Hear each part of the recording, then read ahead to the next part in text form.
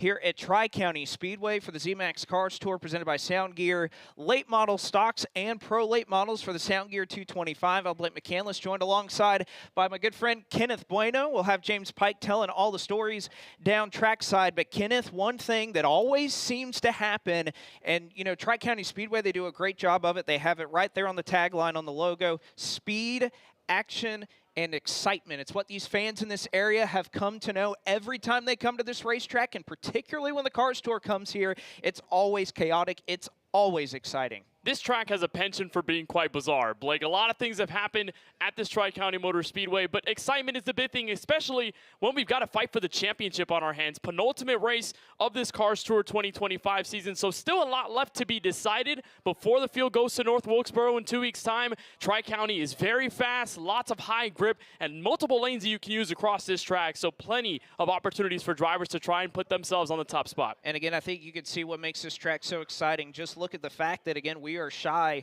of starting qualifying here in about 15 minutes or so, and yet look at the amount of fans that have come out here, and you can see exactly why. 76 degrees, going to cool down over the remainder of the night, but all the trackside parking, which is always a staple here at Tri-County Speedway, is filled.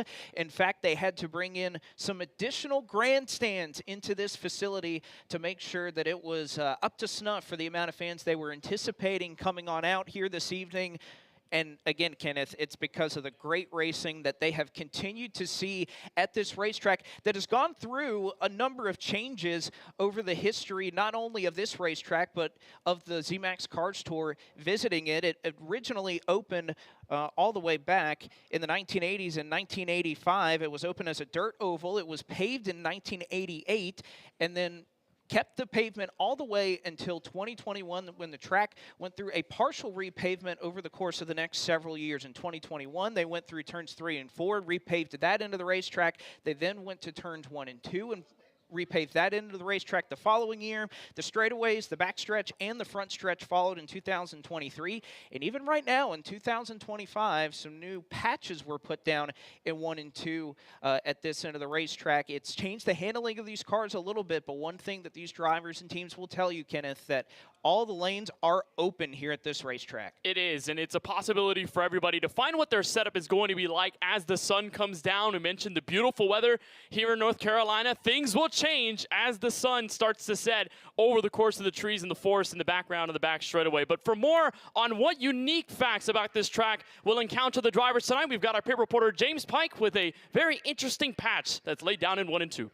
I do have an interesting patch, KB and Blake. Thank you all, and welcome to Tri-County Speedway. I figured I'd come down to this patch, and I get my handy-dandy track temp thermometer just to see what the temperature of the asphalt is now. This is a race, and this is the time of year where temperature changes are going to mean a lot more. In the summer, it's generally pretty warm. When we start off the season, it's generally pretty cool. But here, we're going to go from about 70, 75 degrees air temp down to the mid-50s by the time we throw the checkered flag on the late model race at the end of the night. So let's see what the track temp is to start. We'll keep track of it over the course of the afternoon and the evening. First, with the patch. If we get down here and throw down the thermometer, 109 degrees on this new patch of asphalt, which is just a little bit younger than the slightly older patch. And you can see that the older asphalt is holding it just about the same. So there's not really a major temperature difference. It's about 109, 110 degrees, but that track temp will drop over the course of the afternoon and the evening. These cars will gain grip over the course of the evening, and it's going to be a lot of fun to see how these drivers navigate the many groups and lanes that you can take at Tri-County.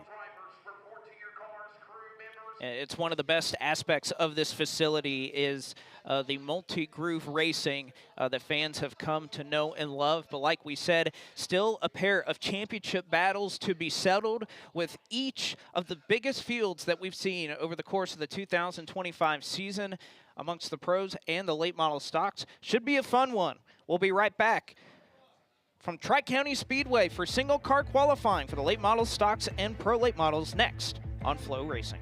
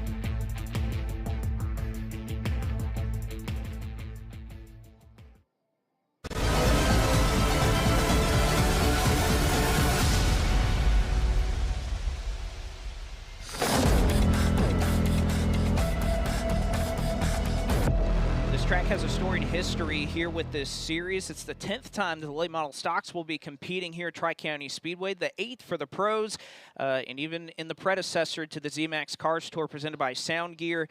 8 Pro Cup races were run here back in the day. First ran back in 1998 with Jay Fogelman visiting Victory Lane there tonight. 2 drivers will try to end up in Cookout Victory Lane by the time that this is all said and done. Set for single car qualifying, first for the pros, second for the late model stocks. And speaking of starting with the pros, why don't we take a look at the championship standings for the pro late models? It is pretty much almost non-competitive in a sense. Ben Mayer, the rookie, has stood out amongst the rest of the field. He has the most top 10s of anyone in the series so far this year with 8. A lot of other drivers have 7, but a lot of guys can try to fight for P2. Brandon Lopez for Bryson Lopez Racing. He's been really on top of his game as of late. He has a win this season, so you can never really quite count him out going into the final race. Keelan Harvick, I mean, after winning at Hickory, looked like he stood on top of the world then, and he's been able to make certain efforts to continue to add more wins to his calendar. But potential changes that could happen in this top 5, Blake,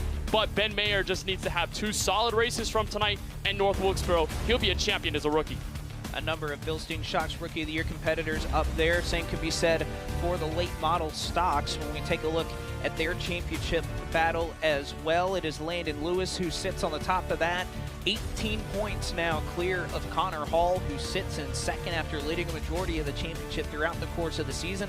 Cade Brown, that first RNS race car, sitting in the 3rd position right now, is looking to try and challenge, but he's going to need a little bit of help tonight to try and get that done over the course of the next 2 races, both here and at North Wilkesboro. Landon Huffman, Minnie Tyrell locked in a pretty tight battle for the 5th position. And we mentioned Bilstein Shocks Rookie of the Year contenders, Donovan Strauss leading that group right now in the 8th position. Carson Lofton currently sitting in 10th right now. Yeah, I got lots of competition inside this top 10.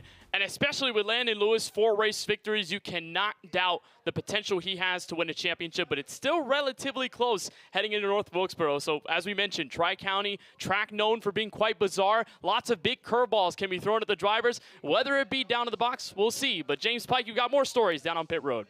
Well, I've got another set of standings that we need to cover. These are the standings for the FloRacing FieldMaster Award in both the late model stocks and the pro late models. For those unfamiliar, it's not exactly passing points, because if you go to the back for whatever reason, you get those passes counted too. So this is effectively how many cars have you passed, period, over the course of the 2025 season. In the late model stock cars, Ronnie Bassett Jr. has opened up a bit of a lead on Donovan Strauss, Parker Eatman, Landon Huffman, and Cade Brown, and even Brandon Pierce still in the hunt potentially for this year-long FieldMaster Award. But look at the battle with the pro late models. Dylan Garner, Brandon Lopez, Rodney Dallas, Isaac Kitzmiller, all within 8 cars. Watch that battle for the FloRacing FieldMaster Award of the pros as we close out 2025. And speaking of Lopez trying to make up some ground in that FloRacing FieldMaster of the Year, how about we welcome one of the team race cars out on the racetrack in the first car here for single car qualifying. A little bit of a different look. Again, these Garden State Honda and Atlanta Paving and Concrete Chevrolets look pretty similar, but this time it's got a 7NY on the side, as Mooresville, North Carolina's Luke Baldwin will be the first driver to compete here in single car qualifying. A multi-time winner already in 2025 with Rick Ware Racing that will have Carson Ware behind the wheel tonight, and Luke Baldwin gonna set the mark at a 15:197 as the first car to set a time in qualifying.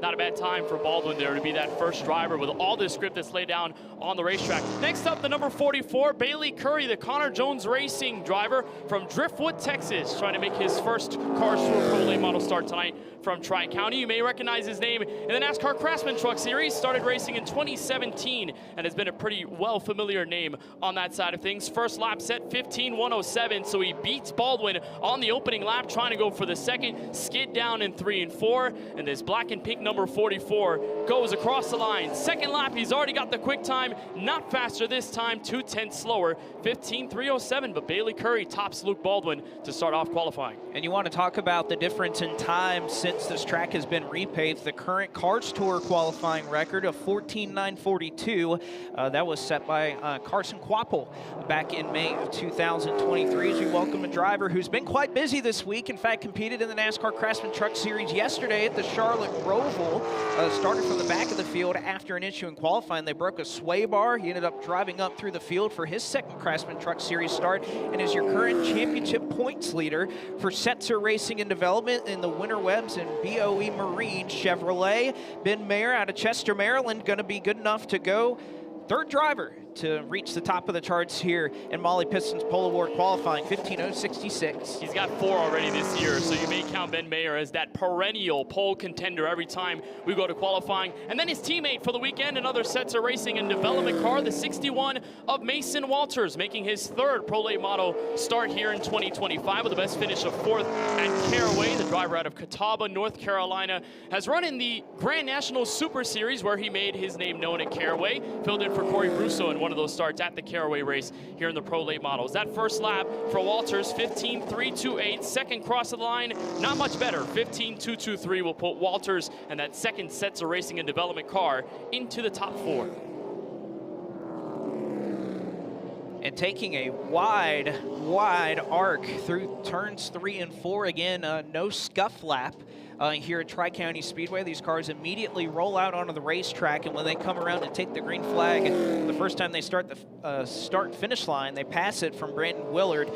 They are taking a time as the driver currently sitting 4th has the opportunity to climb up to 3rd in the championship standings tonight. The Global Emission Systems Chevrolet of Dylan Garner, Warrensville, North Carolina, currently sitting 5th, 15:425.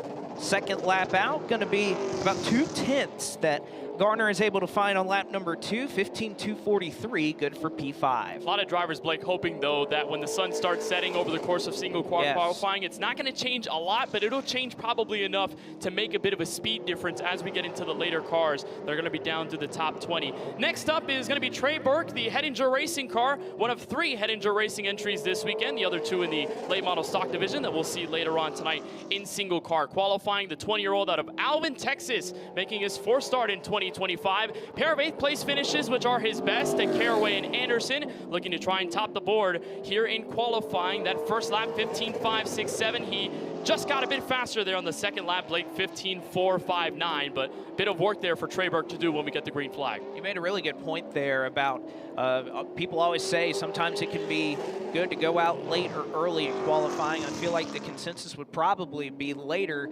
would be preferred in this regard here at Tri-County Speedway tonight. It's a number 62, been oftentimes competing in a number 15, but starting tonight for Ty King Motorsports in the X10 Lifts Toyota, Long Island, New York's Rodney Dowless. As we were looking at earlier, currently sitting 5th in the Pro Late Model Championship standings, looking to make up some ground there, looking to make up some ground here on lap 2. His first lap was good for 7th. Lap 2 is going to be an improvement for Rodney Dallas, up to 6th at a 15:368. Not a bad lap for Dallas in that bright yellow number 62. It's going to be hard to miss him from the spotter stand out here at Tri-County Speedway. Next up, a driver trying to take Rick Ware Racing to the Owners Championship at the end of 2025. Carson Ware driving the 51 Rick Ware Racing car, driver out of Jamestown, North Carolina. What more can we say about this Rick Ware operation between Luke Baldwin and Carson Ware? They've been able to put on great stuff. Ware, a winner this season at Ace Speedway. So far, obviously, his best finish, has not been able to get a second. His first lap clocks in at a 15:286. That's good enough for P6 on the racetrack, trying to hug the bottom of the racetrack in turn 4. Next lap, 15:305, will keep that Rick Ware Racing car in 6th. So that'll be really interesting with how high of the grip we have here at Tri-County. It'll be hard to pass, so Ware's got a lot of it in his hands. You make a really good point in terms of how important qualifying is for this race. Only twice has a driver won outside of the top 2 rows when it comes to the Pro Late Models here at Tri-County Speedway. That track position awfully important. I feel like we say that every week, but especially here at Tri-County. And Brandon Lopez in the Atlanta Paving and Concrete Chevrolet for Bryson Lopez Racing, going to try to do the same as his first lap. As the first one to crack the top 5 in a few cars. In fact, 4th fastest for Brandon Lopez on his first lap at a 15:197 for the Caraway winner earlier this season. Second lap through for Lopez, going to be good for 3rd at a 15:132. Well, that's going to be enough, hopefully, to keep Lopez in the fight for the championship again. 34 points separating him and rookie Ben Mayer. So a good qualifying effort can keep you close. Gonna have to replicate that come race time. Next up on the track, Vito Cancia, the Iraqi War Chevrolet driver out of Martinez, California. Really cool thing about Cancia, became the youngest Pro Late Model winner at 12 years old. That beat a record by Cole Custer, who's a current NASCAR driver. So Vito trying to make an extra record happen and become a Cars Tour Pro Late Model winner. He'll skate through 3 and 4 after his first lap clocks in at the moment, not entirely at the top of the board, 15.359. That's for 8th. He'll improve on the second, 15.235. So a much better lap by Cancia puts him in 6th place. And oh, by the way, if you're seeing some smoke on the front straightaway, that is not from any particular car. That is from here in the concession area. And as someone who has frequented the concession areas here at Tri-County, they do make some really good burgers. So they're doing a good job here. And you know what? I think it's kind of criminal that we get some of those, get some of that up here in the broadcast booth because it sounds and smells so delicious. It's Case James, car number 15, coming on out. First lap through was 6th fastest for the Nighthawk Frozen Foods Chevrolet out of Newton, North Carolina. Been racing and winning championships at the Bandolero and Legends level over the last couple of years and looking to improve on lap number 2. Not going to be able to do so. James 6th at a 15.225. And I feel like we say it every time in Cars Tour qualifying, just look at 5th through 8th, 9th. You can barely throw, you can throw a blanket over them. It's that close. Yeah, with the multiple grooves we'll have here tonight, I wouldn't be surprised if we're 2-3 wide most of the race in that sector of the field because of how competitive things can be. And honestly, I might have to get some of the leftovers if they have some left burgers at the end of tonight's event. Here's the next driver, Taylor Hole, the Asphalt Anarchy car, the 34-year-old out of Dallas, Texas, making his 4th start in 2025. Mostly known as a Formula Drift driver, but taking his oval experience to good use here in the Cars Tour for 2025 as he sets in his first lap of the night, 15.416. That'll put him in 11th place. Looks like he's going to be back there, and that's where it'll stay for the 82 car. Next driver up, coming out of turn number 2, the Duke Masonry Toyota out of Southwest Ranches, Florida. The 28 of TJ Duke ran 14th in his first appearance in the Pro Late Models at Orange County earlier this season. Has made select starts in the NASCAR Craftsman Truck Series, but for the majority of his racing career has been running late models in the state of Florida. As this number 28 car of TJ Duke, who through 2 laps is going to be scored 13th fastest and is able, actually he'll clock in at 11th as it refreshes, 15.371. Looks like now the track is starting to get slower. We almost thought that the track temperature would play an effect, but the rubber that's laid down from the drivers is starting to kind of hamper the lap times a little bit. Is on the track from one TJ to another and from one Florida native to another. This is TJ DeCare, driver for Bryson Lopez Racing, the 18-year-old out of Lando Lakes, Florida, so a bit far away from Southwest Ranches, but driver who has really stood out in several races of 2025. Best season finish of 4th at Cordele earlier on this season. His first lap, as it clocks in, it looks like it'll be a top 15 lap, but still looks like no time officially on the board for the bright blue number 47 car. He'll come around, and on timing and scoring, no official time for DeCare, so we'll figure out how that goes, but for DeCare, looks like he's going to be completing his laps. He's back on pit road now. Yeah, but we'll give you an update on his time as soon as it is made available to us, as several fans and those in the grandstands going to cheer on this driver. The Higgins family, such a big and integral part of everything that goes on here at Tri-County Speedway. In fact, Buddy, Shad, and Shane Higgins, part owners of this racing facility. He finished 2nd here a year ago in the Pro Late Models and will try to improve on that for Ashton Higgins, whose time is going to clock in 13th fastest, I believe, at a 15.376. As TJ DeCare, looks like his lap is populating. He went 4th fastest, the 15.144. Good to see him on the board there as another neon car takes the track, the 1X of Tyler Church, one of the later entry drivers into this event from Tri-County tonight, but seems like he's got a pretty fast car. Had a decent run through practice earlier on in the afternoon. His first lap of 15.444 for the 1X Ford Fusion looking machine. Skids through 3 and 4 once again. That'll be on the outskirts of the start finish line. Second lap, not entirely much better, 15.430. Tyler Church gonna lock in 15th.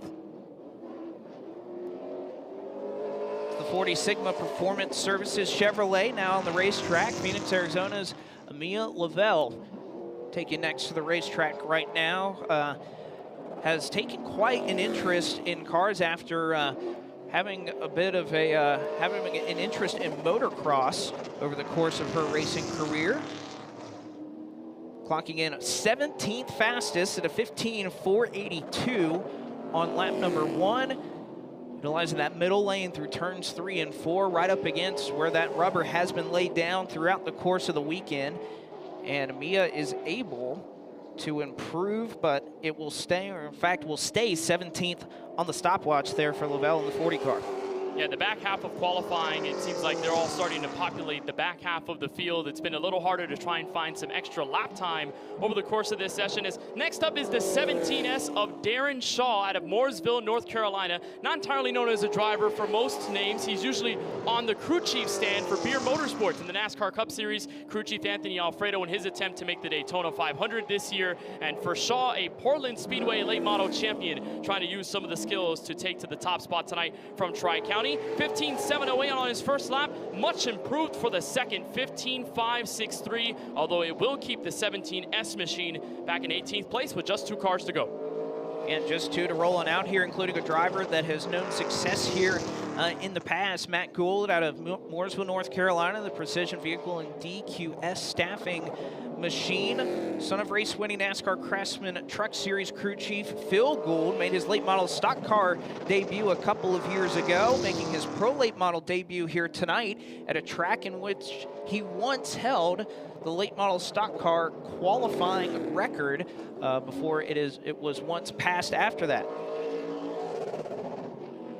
And Matt Gould clocking in 15th. The lap of record for Matt Gould, 15.419.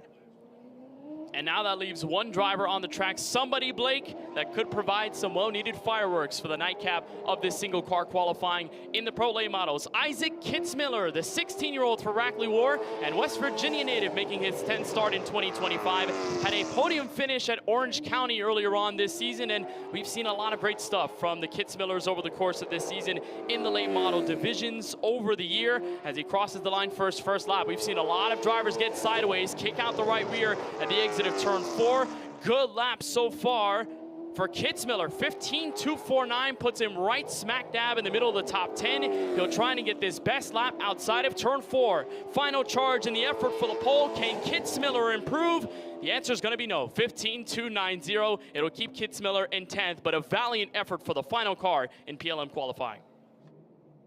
So close in the middle of the field, but it is all behind Ben Mayer yet again. Another repeat effort here for Mayer, who continues to be so impressive in qualifying throughout this 2025 season. Yet another Molly Pistons pole award for Ben Mayer, looking to cap off a couple of goals tonight here, Kenneth.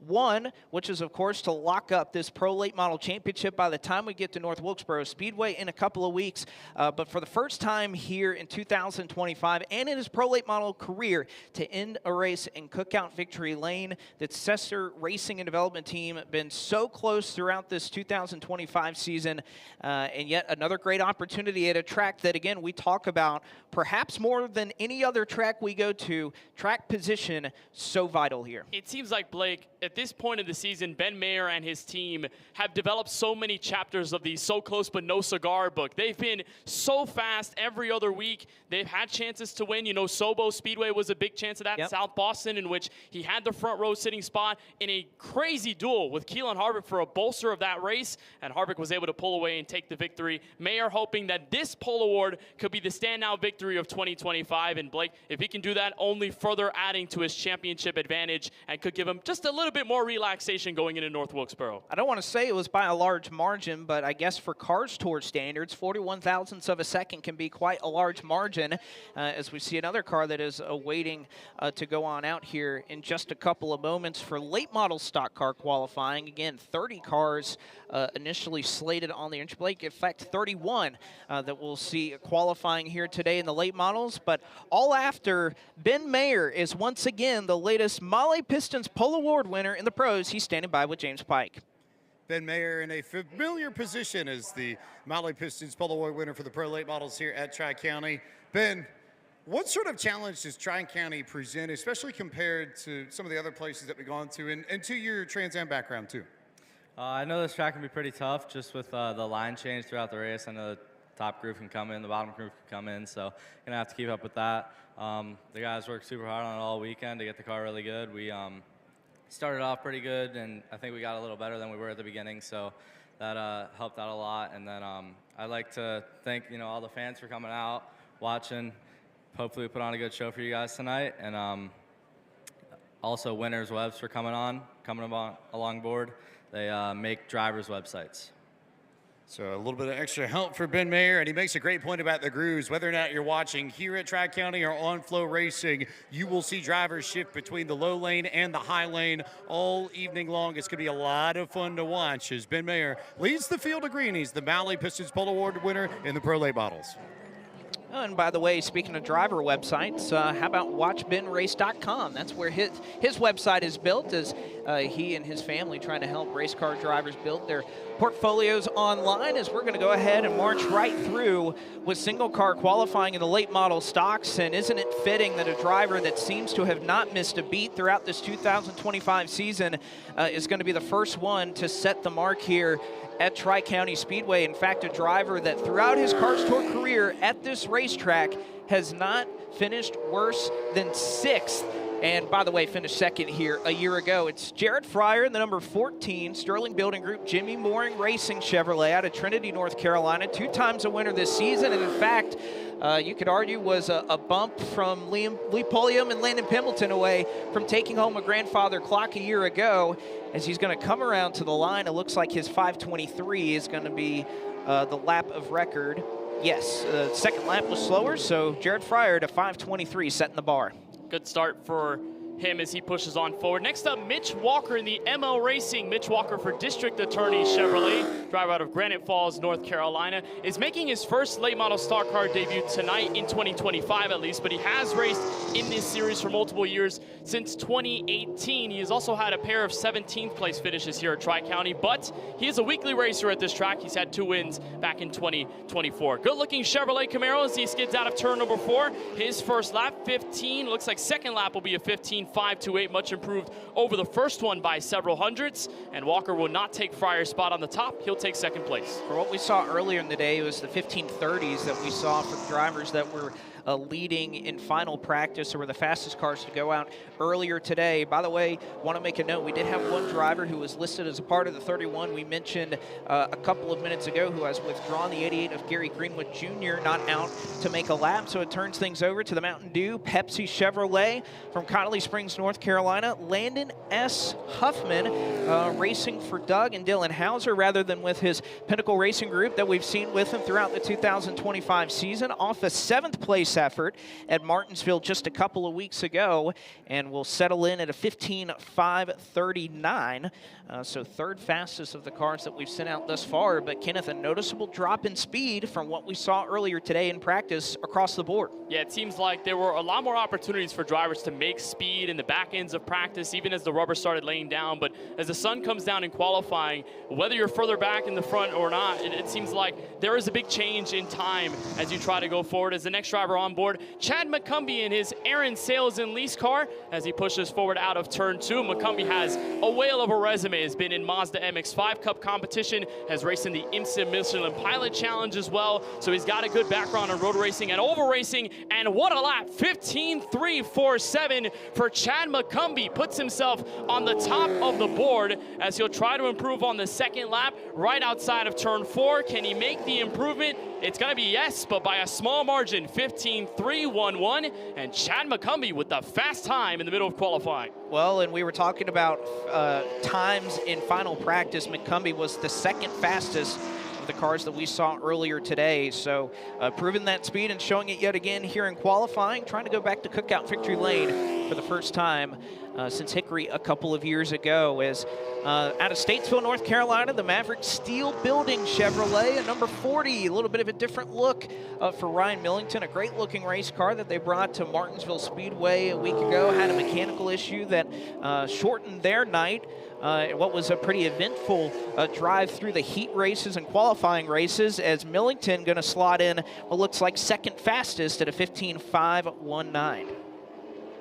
Good lap there, and the next driver on board, a Ford Mustang, Matt Light, in his number 23 machine as he pushes through turns 1 and 2 for the first time out of Arden, North Carolina, and finished 6th place in the Tri-County Speedway point standing. So it's always cool to see from the Cars Tour, whether you're a regular, you end up seeing some of the drivers who be at this racetrack often and are very fast week in and week out. Seems like a fast lap for Light this time by 15.405 on his opening lap as the shade covers in turns 3 and 4. That should help the grip a little bit, although the times are starting to fall off for those in queue. Second lap, cross the line, 15.471. But for Matt Light in his first start in 2025 for late model stocks, it's going to be P2 right now. I was about to say, I think Light going to be pretty pleased with that lap right here as we turn things over to a driver who, kind of like Ben Mayer, has been a constant winner of the Thunder Road Harley-Davidson pole here in late model stock car qualifying, the 81 Jesus is Lord Convenience Tire and Auto, and Victoria's Swimwear Toyota. Mineral Virginia's Mini Tyrell, who I think carrying a lot of redemption here into Tri-County Speedway this year, was a winner here back in 2021, was set to visit Cookout Victory Lane a year ago when they ran out of fuel while talking to our very own James Pike Live.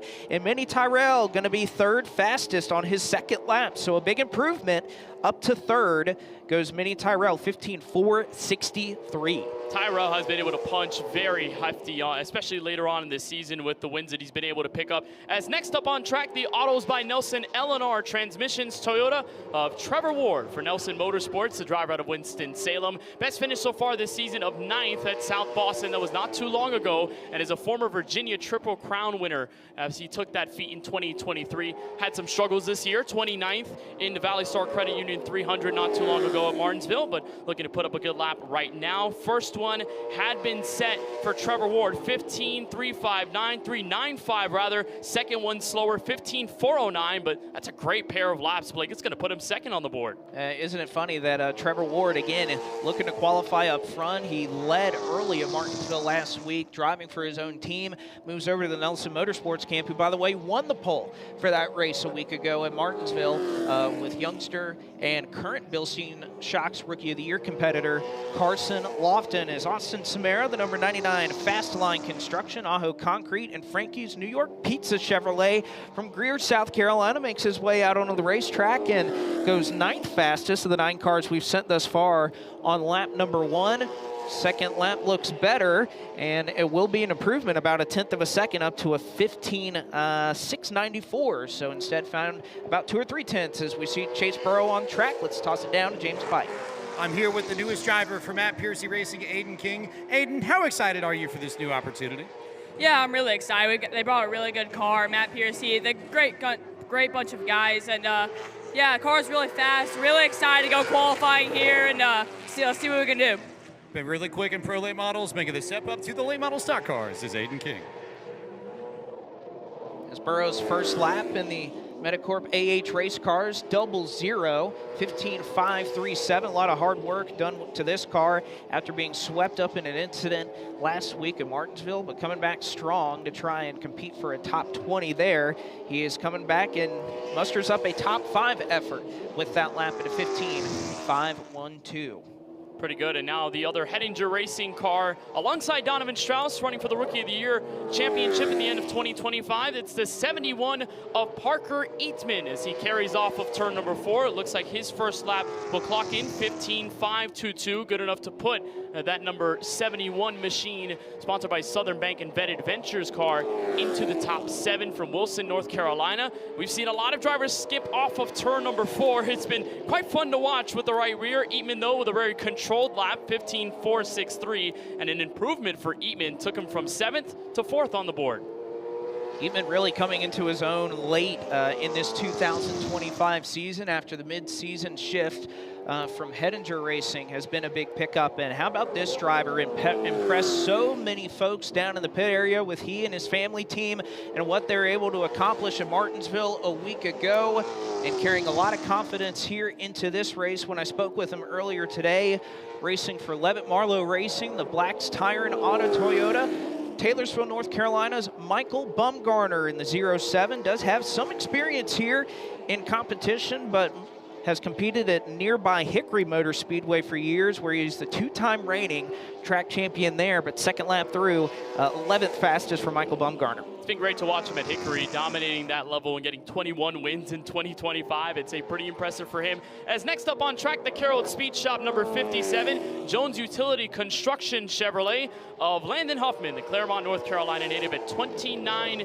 years old, one of the veterans here in the Cars Tour, racing back since 2016, and didn't really have a great week at Martinsville Speedway, 35th in the Valley Star Credit Union 300, but got to put that behind you as a race car driver, crossing for his second lap, his first to 15.5, second in improvement, 15.476. Bright looking number 57 car. Tonight, Landon Huffman is 6th place. So 6th fastest there for the number 57 of Landon Huffman. Slots in just behind Minnie Tyrell and what would be provisionally only outside of row number 3 for now. And how fitting it is that this driver is out here out of Forest City, North Carolina, the Lyles Tire and Wheels number 92 Ford of Brad Means. Currently hangs bodies and serves as the truck chief for Ty Majeski at Thor Sport Racing, but gets to race with a longtime friend, being the son of Jimmy Means. He hung out with Dale Earnhardt Jr. at a number of racetracks throughout his youth, and here they are racing together here at Tri-County Speedway tonight. Brad Means, 14th fastest at a 15.761. You talk about drivers with a lot of experience in multiple reigns. Next driver up, Ronnie Bassett Jr., the driver of the number 04 machine out of Winston-Salem, North Carolina. Not only has been part of this Cars Tour for several starts in 2025, but also has taken part in NARCA Menards East Series racing, co-owns a team with his brother Dylan in the NASCAR Xfinity Series, so they've taken the track several times there. Good to see this 04 car just strapping up after the Virginia Triple Crown. Had a chance to win the Triple Crown outright over the last several weeks. His first lap is going to get in at 15.535. Second cross of the line, a big time improvement for Bassett up to P6, 15.471. What a lap. It's a really solid lap there for Ronnie Bassett Jr. as a pair of Mike Darn racing machines will take to the track. And in fact, I believe their second one that even hit the wall earlier today in practice will be able to make a lap, it looks like, in qualifying, as Jake Bowman for Mike Darn Racing, the Napa Chevrolet LPG transport machine out of Huntington Beach, California. He knows what it's like to go to victory lane here. Did so in a pro late model last spring in 2024, this time over in a late model stock where he has qualified very well in his part-time appearances throughout the season. And second lap for Jake Bowman is going to be a bit of an improvement, but settled in the 13th position, 15.543 for the 71 of Jake Bowman. Great lap, and out of now turn 4, the 03 of Laney Busey, one of the few Lee Pulliam performance cars, and we know the story of Lee Pulliam from last week in the Valley Star Credit Union 300. Such a crazy story in those final few laps. Laney Busey, the 18-year-old out of Jackson, Georgia, has taken part in 2 Cars Tour races here at Tri-County, has only amassed the best finish of 14th, but she's looking to try and get a better effort this time around. A 15.630 will be good enough to put her in the top 15. 15th will look to get a better improvement. We're seeing that triple groove come in, third groove starting to settle. Looks to be quite fast for Busey, though. As the second lap comes in, it will be an improvement by at least a 10th, 15.538, and Laney Busey ends up 12th on the board in qualifying. So next up, third in the championship standings right now, driving the number 4 RNS race cars, GU Eagle, Sterling Building Group, and WG Speaks Ford. What a happy bunch this was a week ago, and what they've been able to celebrate and accomplish here in 2025. Still have something else that they can check off here in 2025 if they can capture this championship, and need a big effort here to do so. For the Fulshear, Texas native, Cade Brown, 15th And it looks like that second lap is not going to be an improvement here. So a 15.564 for Cade Brown as Kenneth. Well, there's a car that's pretty hard to miss going through turn 2. And a driver that really needs no introduction. Dale Earnhardt Jr. making his 4th Cars Tour start in 2025 for Junior Motorsports. And it's a beautiful Sundrop Chevrolet that's taking the skies here at Tri-County tonight. First lap for Earnhardt Jr. 15.645. And he's been quite known to do this over the last several years since 2022. Remember North Wilkesboro, the crowd that he drew there. Lots of people out here to support this 8 car tonight. Out of turn 4, Earnhardt Jr. will come across for the second lap. It is an improvement, 15.6. And Earnhardt Jr. will be back in 16th place. We'll have a lot of work to do when the green flag comes out. Yeah, 600 flat, 16th out of the 19 cars that we've sent out for qualifying thus far, as we welcome the driver who led the field to the green flag, trying to capture a grandfather clock 1 week ago. Carson Lofton did an incredible job in that race, as he has done all season long for Autos by Nelson in the Nelson Motorsports Toyota. And Lofton clocking in first lap through is going to be 8th fastest, 15.516 for the number 22 of Carson Lofton. Second lap in. See if Lofton's going to be able to go a little bit faster. Looks like, at least for now, settling in on that 15.516 for second, or for 9th position. And in fact, it will refresh to a 15.506, so 8th fastest for the number 22 of Carson Lofton. And now another Mike Don Racing Chevrolet. This is Connor Jones, a 19-year-old out of Fredericksburg, Virginia. And the story for this team over the course of the afternoon: had a crash in practice at the entry of turn 3, just got a little too high in the marbles. Car hit the outside wall. Almost looked like Jones was not going to be able to qualify for this race tonight, but here he is, the team relentless and all, getting this race car back in full shape, and the car running in full song. 15.837 for Jones. That's the bottom time right now in 21st, trying to nurse this car around turn 4. Jones seemingly could improve on the second. No time yet for Jones, but still even a great effort, Blake, that this team even got this car back on the racetrack. Jones does improve, 15.678 for 19th. And again, if you consider if they'll be starting at the tail end of the field, they will have the ability to try and hopefully work on that car to continue to get it in race shape again. Considering the hard contact they had with the wall earlier, what a job by that Mark Darn Racing crew just to get the car out here. Is a little bit of a different looking pink machine here for Air Doug. Goes 4th fastest at a 15.429 as Doug Barnes Jr. Again, this is the same car that he ran at Martinsville and the same car that was wrecked at South Boston Speedway, and yet it has quite a bit of speed in it. Doug Barnes Jr. going to go just a tick slower on lap 2, so 4th fastest for Doug Barnes. Next car is Thomas Bean, but we're standing by with James Pike. I've got Brad Means here with me, and Brad, for as much as you've watched this series, paid attention to it, how excited are you to race in the ZMAX Cars Tour? Super excited. I grew up racing here 25 years ago, 20 years ago, and back in the day, watching Kelly Dale Jr. run all around the Southeast, I wanted to come back here and be able to race with him and come back to my home track and get away from my full-time job, truck racing. So it's super tough. This is a super competitive series. It's like a 90s bush racing, and I want to come back and be a part of it. Really, really stout field. Brad Means going to be a part of it later. There were some laps from Thomas Bean. Good to catch up with James Pike on pit road. Here's the 4-time winner of the Cars Tour in 2025 from this late model stock division, Landon Lewis for Kevin Harvick Incorporated Racing, in control of the championship, Blake, going into this race by 18 points and looking to amass a better advantage heading into the finale at North Wilkesboro in 2 weeks' time, as his first lap will come in 15.419 for Lewis. We knew he was going to be fast, but the question is, how fast can he be on the second trip around Tri-County? Out of turn 4, Landon Lewis will come across the stripe. The points leader will get an improvement, 15.396. Landon Lewis up in 3rd place.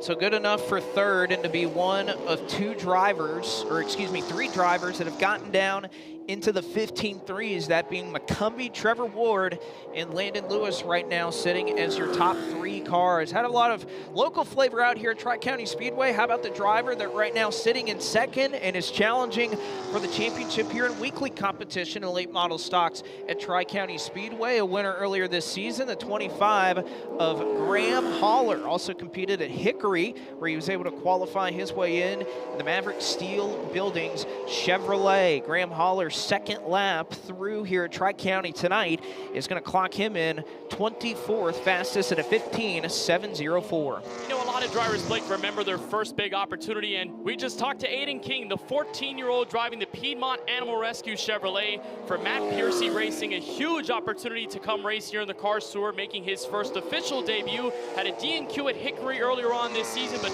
trying to maximize the opportunity the rookie driver is, and a pretty good lap to start. 15.592 for the 14-year-old of King, getting around turns 3 and 4, trying to get at least his car into the top 10 when the green flag unfurls tonight. Will it be an improvement? It will, and by a big margin, as the rookie driver moves up to 9th, 15.465. What an improvement. Yeah, a big pickup. And again, that was a car that throughout practice over the last couple of days paced a couple of different sessions.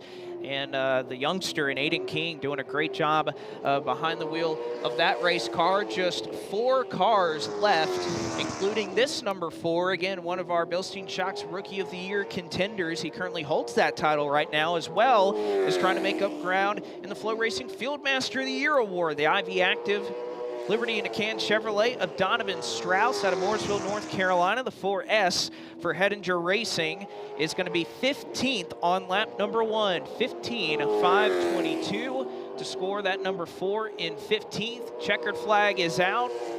Is it going to be an improvement here for Donovan Strauss on lap number 2? It looks like, unfortunately, that's not going to be the case for Strauss. So 15th goes the number 4, with now just 3 cars left to challenge for the Thunder Road Harley-Davidson pole. And one of those final 3 cars is Brandon Pierce out of Oak Ridge, North Carolina. Great story with Brandon Pierce. He grew up alongside Kevin Harvick in Oak Ridge, getting to play in his backyard, drive some go-karts, made a big adjustment to late models at South Boston Speedway, and someone that has really made a debut for himself early on. 106 Cars Tour start tonight from Tri-County, and still has yet to come to victory lane since his first one that came at Southern National in 2019. If Pierce can get it tonight, what a story it would be. 15.558 on his first lap, gets a big time improvement on the second, on the outskirts of the top 10.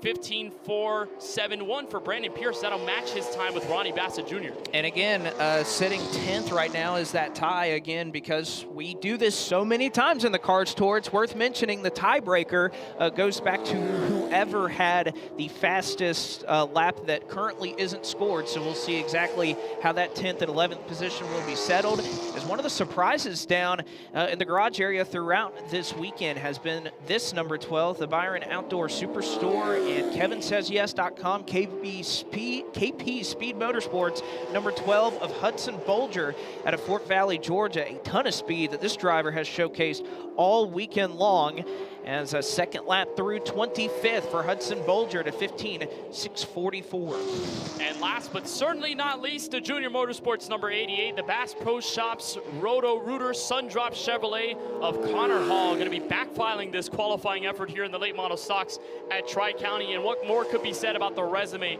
for this driver? Back-to-back NASCAR Advanced Auto Parts Weekly Series champion, and looking to grab another win in 2025. He's got a pair of them this season at New River and Cordele as he comes around. Looks like his first lap seemingly a solid one for the 88 machine, but he'll try and improve on the second lap, as he was just in the middle of the top 20.